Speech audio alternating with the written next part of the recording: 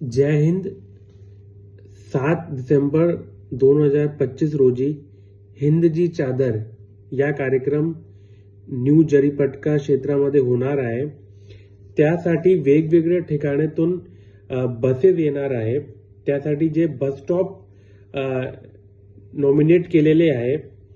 आता तुमसर, सावनेर, मध्य प्रदेश, कामठी, खापरखेडा, चंद्रपूर जिल्हा, नागपूर ग्रामीण आणि नागपूर शहर आणि वर्धा जिल्हा इथून जे बसेस येणार आहे त्यांच्यासाठी पार्किंग स्पेस म्हणून कोराडी बस डिपो आणि कोराडी मंदिर परिसरामध्ये ठेवलेली आहे. नंतर यवतमाळ जिल्हा, अमरावती जिल्हा, अकोला जिल्हा, वाशिम जिल्हा आणि बुलढाणा जिल्हा इथून जे बसेस येणार आहेत त्यासाठी जे पार्किंग आहे ते मानकापूर स्टेडियम मध्ये ठेवलेली आहे.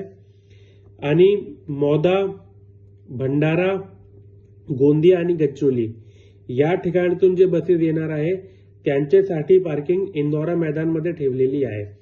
या ठिकाणातून जे भावुक येणार आहेत त्याच्यासाठी शटल बस सेवा दिलेली आहे. हे तिघेही बस स्टँड वरून कोराडी, मानकापूर आणि इंदोरा मैदान आणि तिथून जे शटल बस येणार आहे ते लोकांना जे झुलेलाल मैदान आहे तेथे ड्रॉप करणार आहे आणि तिथून जे फंक्शन प्लेस आहे त्या 1 किलोमीटरचा रस्ता आहे त्या ते वॉक करू जाऊ शकतात किंवा त्यांच्यासाठी ई रिक्षाचा पण इंतजाम केलेला आहे. यानंतर जे लोक मिनी बसेस मध्ये येणार आहे त्यांच्या जे ड्रॉपिंग पॉइंट आहे ते खोब्रागडे चौक आहे आणि खोब्रागडे चौकला ड्रॉप करून ते जे बसेस आहेत ते लांबा सेलिब्रेशन चे समोर एक मोठा ओपन ग्राउंड आहे तिथे ते थांबणार आहे. आता शहराचे वेगवेगळ्या ठिकाणातून शटल ई रिक्षा सर्व्हिस पण चालू केलेली आहे आणि ई रिक्षाचे जे ड्रॉपिंग पॉइंट आहे ते नाराघाट टी पॉइंट आहे, खुशीनगर आहे, गौतमी बुद्ध विहार आहे, तिरुपती नगर आहे, आराधना कॉलोनी आहे, शिवगिरी चौक आहे, शंभू नगर आहे, संकट मोचन हनुमान मंदिर आहे आणि नारागाव आहे. या जे शटल ई रिक्षा सर्व्हिस चालू केलेली आहे ते सगळे लोक त्याचा वापर करू शकतात.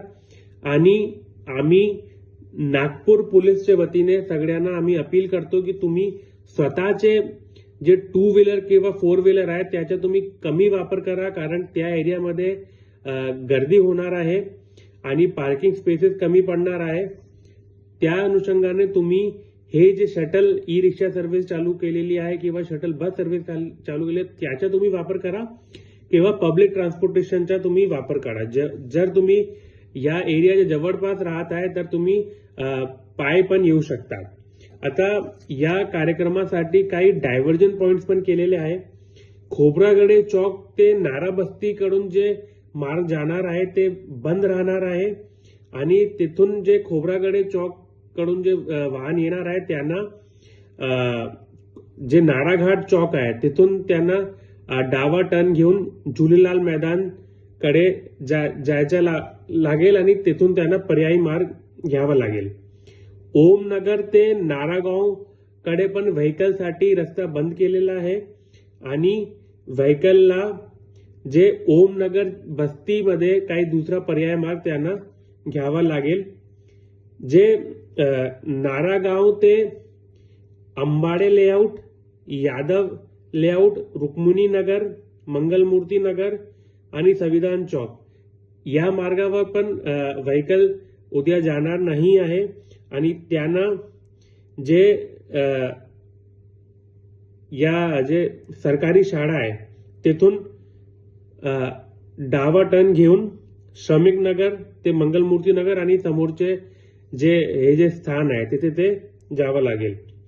आणि खोब्रागडे चौक ते नाराबस्ती, अंबाडे लेआउट, यादव लेआउट, रुक्मिणी नगर, मंगलमूर्ती नगर, संविधान कॉलनी, श्रमिक नगर, तारकेश्वर नगर हे रोड पण बंद राहणार आहे आणि व्हेकल्सनी खोब्रागडे चौक ते सुगत नगर चौक आणि तिथून डावा टर्न घेऊन तारकेश्वर टी पॉइंटकडे आणि समोरच्या स्थानामध्ये जावं लागेल. हे जे डायव्हर्जन पॉइंट्स आहेत ते 7/11/2025 ला सकाळी 6 वाजेपासून ते संध्याकाळी ज्यापर्यंत हे कार्यक्रम समाप्त होणार आहेत त्यासाठी आहे. मी हे जे माहिती दिलेली आहे ते यासाठी दिलेली आहे की या एरियामध्ये जे लोक राहणार आहे किंवा या एरियामध्ये जे लोक पास होणार आहे त्यांना पर्यायी मार्ग घ्यावा लागेल. आणि आम्ही सगळ्यांना अपील पण करतो की तुम्ही या मार्ग घेऊ नका किंवा या मार्गामध्ये जेव्हा तुम्ही जाणार आहे तर तुम्हाला काही वेळ जास्ती लागणार आहे, तर त्यासाठी तुम्ही प्रिपेअर पर राहा.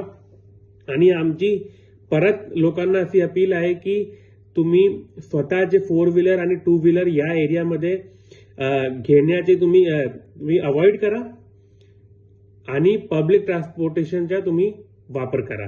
धन्यवाद.